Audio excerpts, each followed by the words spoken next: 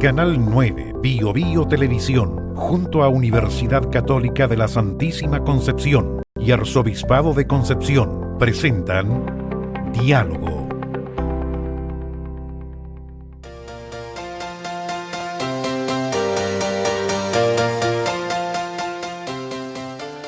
Aquí estamos nuevamente en diálogo con nuestros profesores de audiovisual y multimedia de la Universidad Católica de la Santísima Concepción, el Arzobispado de Concepción y Canal 9 Bio Bio Televisión, conversando de temas de interés. Esta vez tenemos un programa muy interesante, especialmente en el contexto de pandemia que hemos vivido.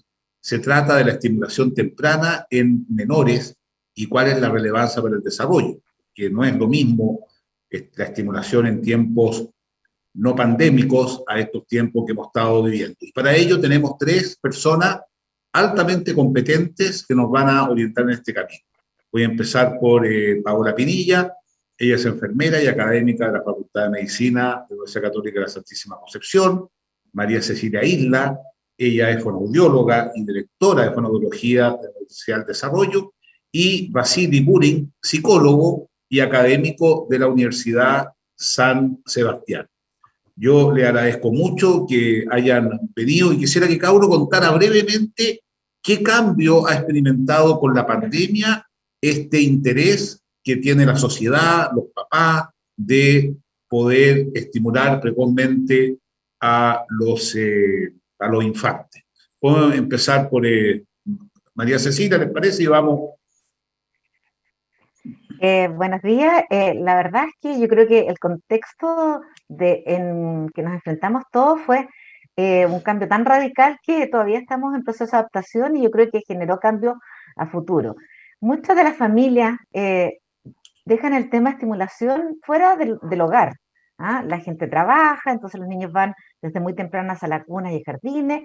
Entonces, gran parte de ese trabajo se realiza en un contexto social. Y hoy día nos vimos todos enfrentados a estar dentro de las casas, teniendo que hacer las cosas de las casas, más trabajar, más el cuidado de los niños. Entonces, en realidad, yo creo que se dejó mucho de lado esto y se entregó a la televisión y a todo tipo de aparatos la responsabilidad de entretener y de estimular a los niños. Un gran cambio, ¿eh? Profesora Paola. Sí, bueno, por supuesto, un gran cambio para todos los niños de todas las edades. Finalmente, la estimulación temprana y la estimulación de los niños tiene que partir en la primera infancia, o sea, en los primeros meses de vida. De ahí, ¿no es cierto?, queda marcado a través de nuestro cerebro, nuestras sinapsis neuronales, lo que posteriormente será el desarrollo posterior. Entonces, en eso... quizás también de lo negativo de la pandemia, quizás las madres que pudieron quedarse más tiempo con sus hijos por el postnatal prolongado, fue el factor positivo, porque el hecho de estar en su primer año de vida los niños con su madre, con su figura de apego, da las bases para un desarrollo posterior, porque sin duda el primer año de vida el niño necesita afectividad, necesita contención emocional y así va logrando el desarrollo neuronal necesario, que finalmente después en las etapas posteriores se desarrollan otras habilidades, pero la base está en el primer año de vida. Entonces, a pesar de que la pandemia fue difícil, yo creo que permitir a las madres estar más tiempo con sus hijos, que fue la mayoría de los casos de las madres contratadas, ¿no es cierto? Eso lo veo como un factor positivo. Muy bien. Y Vasily. Sí, sí. Bueno, me sumo a la palabra de las colegas. Me disculpan, creo que hay una ambulancia por ahí cerca, a lo mejor se escucha. Sí, por supuesto, estoy muy de acuerdo con lo que dice Paola. Fue una oportunidad para la crianza, esto de, en alguna medida, la pandemia y pasar más tiempo junto a las niñas y niños, favorece el vínculo, favoreció la interacción temprana, especialmente durante el primer año de vida en las mamás que habían sido madres recientemente y que los atrapó en alguna medida la pandemia adentro de la casa. Y efectivamente pudo haberse dado una interacción más rica en comparación con periodos anteriores en los que, por supuesto, por el proceso el trabajo y la sociedad en la que vivimos, este rol se delega en alguna medida en jardines infantiles y salacunas. Sin embargo, también en nuestro país existe una gran diversidad en términos de todo sentido, ¿no? Laboral, social, y no todas las familias tuvieron tampoco la posibilidad de pasar tiempo de calidad con sus niños y con sus niñas. No todos tienen las herramientas, las posibilidades de interacción, y las necesidades sociales y la vulnerabilidad también impactan de manera negativa Sí. a nivel muy temprano. Eh, yo pondría un énfasis también en eso. Muchas familias tuvieron la oportunidad de tener una experiencia positiva y de mayor cercanía durante la pandemia, pero otras familias no, necesitando tener mayores recursos. ¿De dónde saco recursos? ¿Qué hago con los niños? Y aparece la tentación de utilizar la anestesia de los aparatos tecnológicos, ¿cierto? Oye, una pregunta, ¿cómo puede saber un papá y una mamá cuánto estimular a un niño? Porque tengo la impresión que no estimularlo no está bien, pero sobreestimularlo tampoco está bien. Me imagino, yo siento que tiene que haber un equilibrio. ¿Quién le enseña eso a los padres para que el desarrollo de los niños sea normal? Esa es la primera pregunta a cabo. Y la segunda es que escuché una frase que me hizo sentido, pero quiero saber si ustedes como expertos la avalan o no. La infancia es la casa donde uno habita toda la vida. Ujú. Vamos por la primera pregunta y les dejo la segunda planteada. No sé, sigamos libremente, puede empezar María Cecilia si quiere con la primera Bueno, pregunta. bueno, la verdad es que me gustaría partir por la segunda. Ya, empieza, da lo mismo. O sea, estoy totalmente de acuerdo con eso. Lo que se construye en esa etapa, como decía Paola, es tan relevante, que siempre como los espacios de momentos de reencuentro, de felicidad, van hacia muy atrás. ¿Ah? Entonces, por eso es tan importante y tan decidor el generar una infancia llena de experiencias, llena de afecto, llena de posibilidades, de oportunidades de crecer. La verdad es que como fonoaudióloga nosotros nos los llevamos bastante pelados, porque todo se hace a través del lenguaje. Entonces, desde que la mamá le está mudando o lo está dando pecho, recién nacido le está hablando. Entonces, él está bombardeado por este lenguaje permanentemente. Entonces, ahí se ve la afectividad, se ve la prosodia, se ve tantos intangibles que o sea, el hecho de estimular lenguaje es como respirar casi, ¿no? Y nosotros tenemos que orientar, ahora refiriéndome a su primera pregunta, en el sentido de que si miramos cuáles son las necesidades de nuestros niños, nosotros vamos a saber inmediatamente hasta dónde llegar. Hay niños que son muy introvertidos y por lo tanto, cuando yo le pregunto, ¿cómo estás o qué hiciste? Van a contestar algo muy breve. ¿Ah? Entonces, yo tengo que modelar eso y darle una respuesta un poco más grande. Entonces, en cambio, esos que son tremendamente verborreicos y que no hay cómo callarlo, yo voy a tener que regularlo desde el aspecto pragmático, en que él ponga sus límites, te hice una pregunta, contéstame eso, déjame, yo también te quiero contar. Entonces, este diálogo, esta interacción es constante y permanente, y si nosotros miramos a quién tenemos al frente, vamos a poder orientar dónde tenemos que poner los énfasis, o en aumentar, o en disminuir, o en controlar, o en contener. ¿Mm? Muy bien. Eh, Basili, puedes seguir tú como psicólogo. Sí, absolutamente. A mí también me gustaría partir por la segunda pregunta, que esto respecto a la infancia, si la infancia es el lugar que recorremos toda la vida. Yo diría que son los cimientos de ese hogar que construimos durante la vida. Y si los cimientos no están firmes, si no están ricamente construidos, la vivienda posteriormente puede tambalearse, nos puede quedar con una puerta, se nos puede caer una pared, y eso es un poco la infancia. Es un periodo crítico en el cual se requiere cuidado, se requiere entregar afecto, se requiere desarrollar la sensación de que el mundo es un lugar seguro para poder generar esa confianza con el resto y con las personas que nos rodean. El tejido cerebral se ha comprobado en los últimos estudios en neurociencias que es tremendamente plástico, hablamos de neuroplasticidad. Y es una interacción entre genética y ambiente. Antes se pensaba que era un poco más rígido, un poco más flexible, que estaba determinado solamente genéticamente. Pero son las experiencias tempranas las que favorecen que el tejido cerebral se conecte, genere esta sinapsis finalmente. Y si hay momentos críticos en los cuales si no intervenimos, podríamos generar retrasos en el desarrollo, o no tanto en términos patológicos, pero vamos a estar perdiendo una ventana de oportunidad para desarrollar ciertas destrezas que eventualmente va a ser mucho más difícil desarrollar.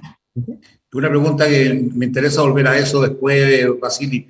Paola, ¿por qué no cuentas cuál es tu percepción? Y seguramente va a empezar por la segunda pregunta, así que ya estoy entregado, ya. Bueno, coincido, ¿no es cierto? Bueno, y la evidencia sí lo demuestra, que los primeros años de vida son el cimiento y la base, y nos dan, y es tan profundo eso, tan profundo, que si nosotros analizamos el crecimiento y el desarrollo del primer y segundo año de vida, eso no se vuelve a repetir en el ser humano, sino hasta la adolescencia.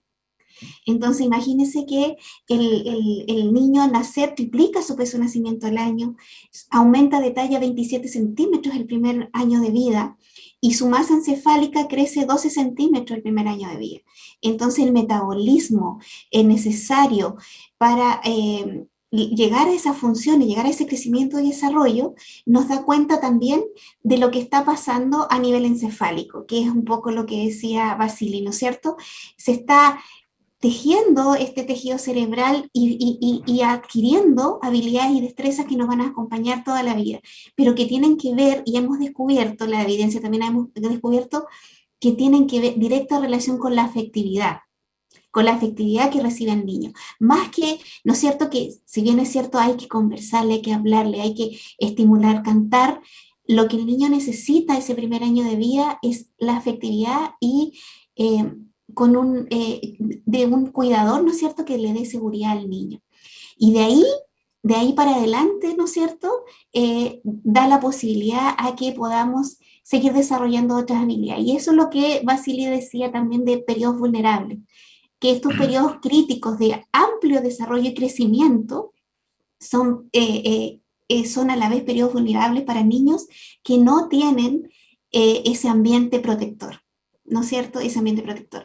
Entonces, por eso, respondiendo a la primera pregunta, sin duda es los cimientos para la vida completa posteriormente. ¿Y cuánto estimular? Yo hablo de los primeros 2 años de vida, todo el amor que tenga el niño, toda la contención emocional, nunca va a estar de más. Nunca va a estar de más. Siempre va a estar bien, siempre va a estar bien, Yes. siempre va a estar bien si cuando llora el niño es acogido, si cuando el niño está comenzando con su sonrisa social, que eso es maravilloso. Entre el mes y los 2 meses de vida, el niño tiene la primera interacción con la otra persona y él sonríe. Y esa es la primera comunicación de retroalimentación con el otro. Y de ahí para adelante, si hay una respuesta de un adulto a eso, ¿no es cierto?, se desarrolla todo el lenguaje posterior. Entonces yo digo que la afectividad, los 2 primeros años de vida es lo básico para la estimulación. Oye, fíjate que me gustó mucho el término sonrisa social.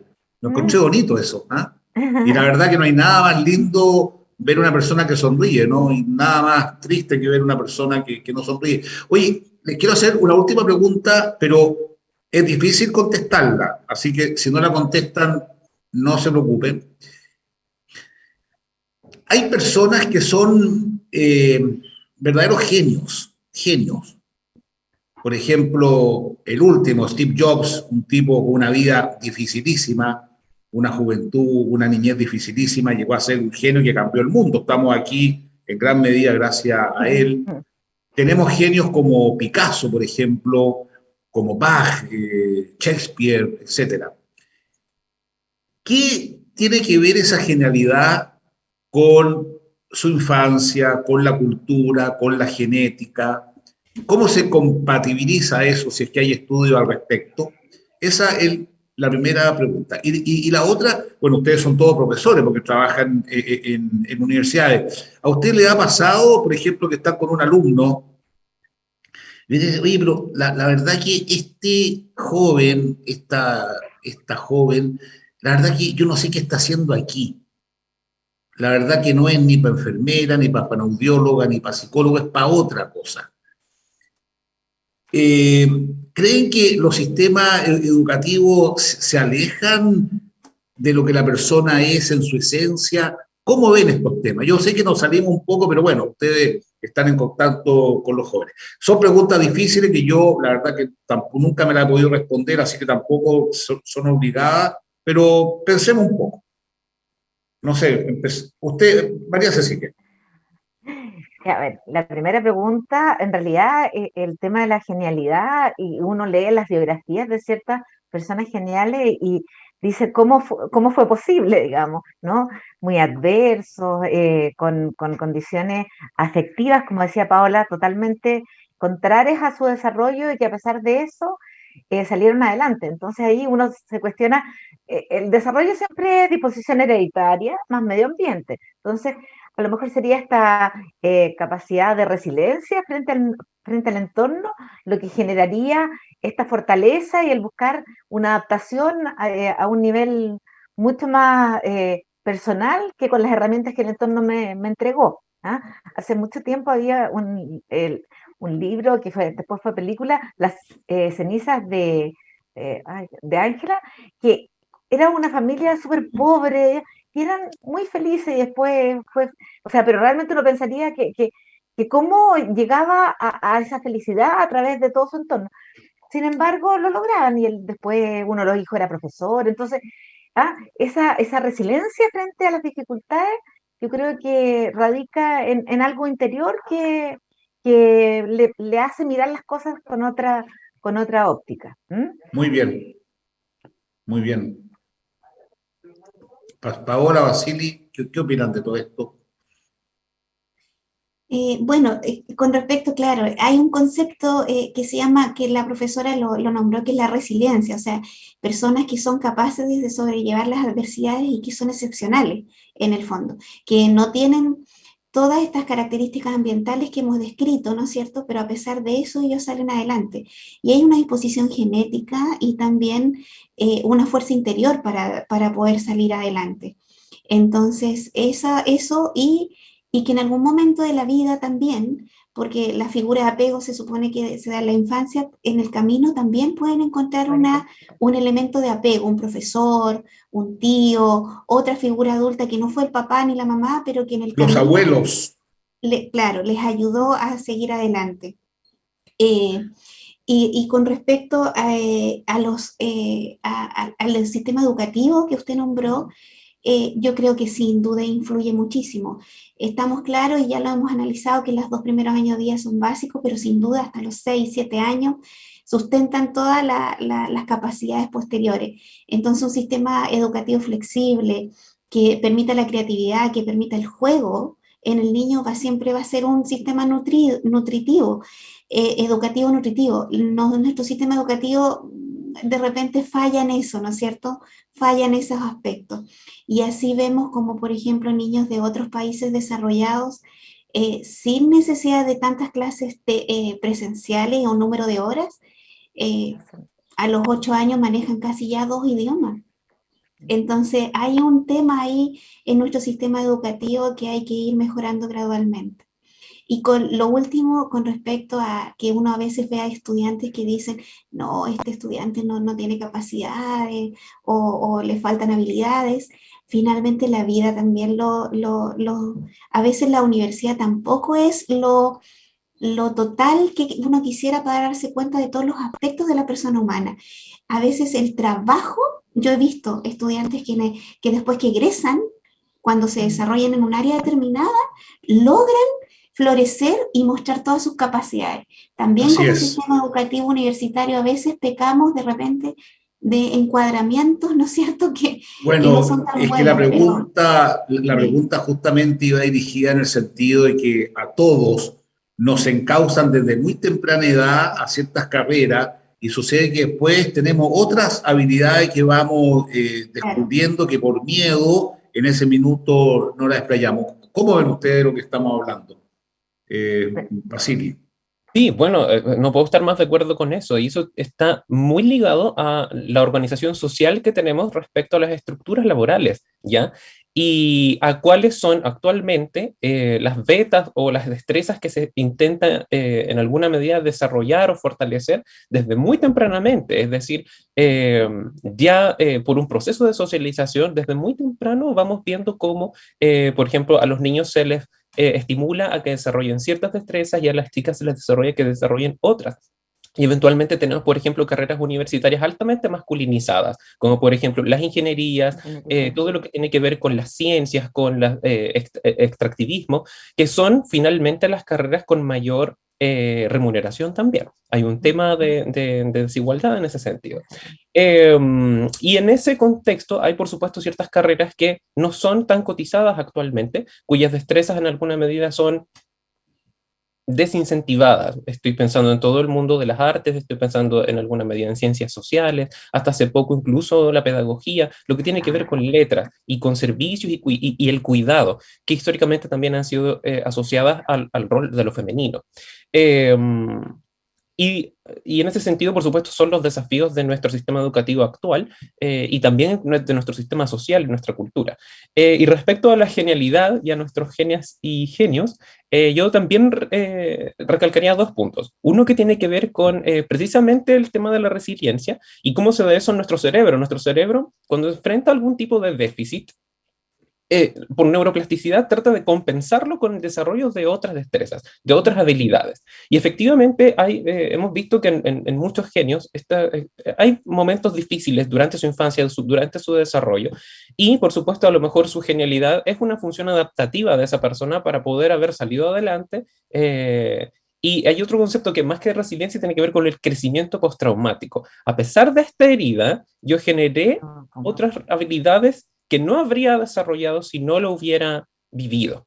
Y es parte de la narrativa también de eso. Y por último, respecto a los genios también, se observa mucho un pensamiento crítico, un pensamiento post-paradigmático. Son personas que son capaces de mirar un problema o una situación más allá de las estructuras del momento, más allá de las normas o de las expectativas sociales respecto a eso. Son capaces de pensar en nuevas soluciones y finalmente esas nuevas soluciones generan nuevas respuestas y dejan una marca y son lo que finalmente miramos y por eso pasan en alguna medida a la historia, ¿no?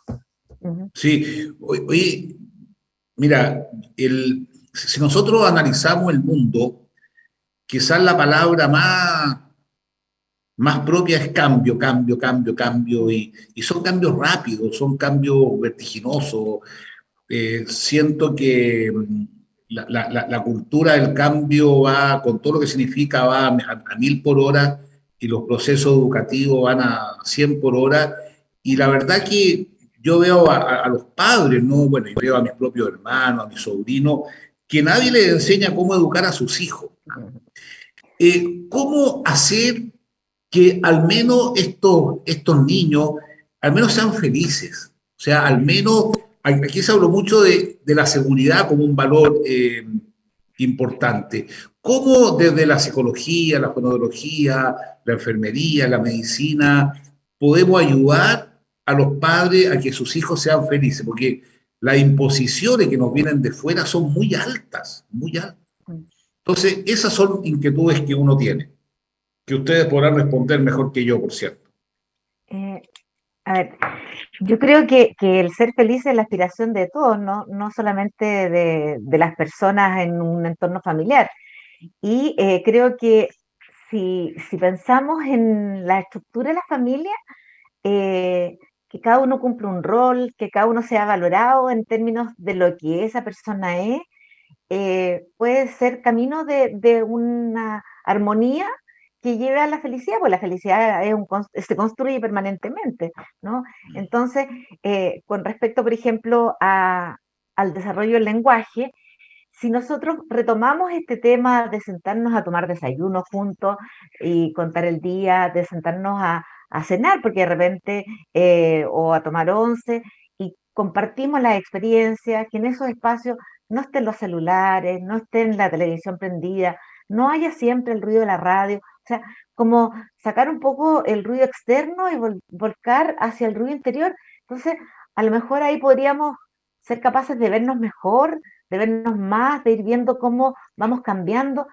yo soy mamá de 3 hijos ahora grandes, pero como uno tiene esa cosa que puede no ponerle nombre, pero no sabe cuando a algún hijo le está pasando algo, y el estar atento y el aguardarlo en el momento es tan marcador de la diferencia de cómo va a evolucionar eso. Entonces, yo creo que esta aspiración de felicidad radica en querer construir la felicidad con las herramientas que yo puedo tener y aprovechar todo lo que está en el entorno para favorecerla. ¿Mm?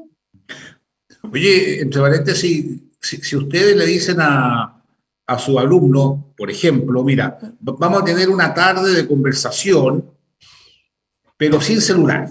O sea, el requisito para participar de esto es sin celular. ¿Cuánto irían, creen ustedes? Yo no iría, por lo menos.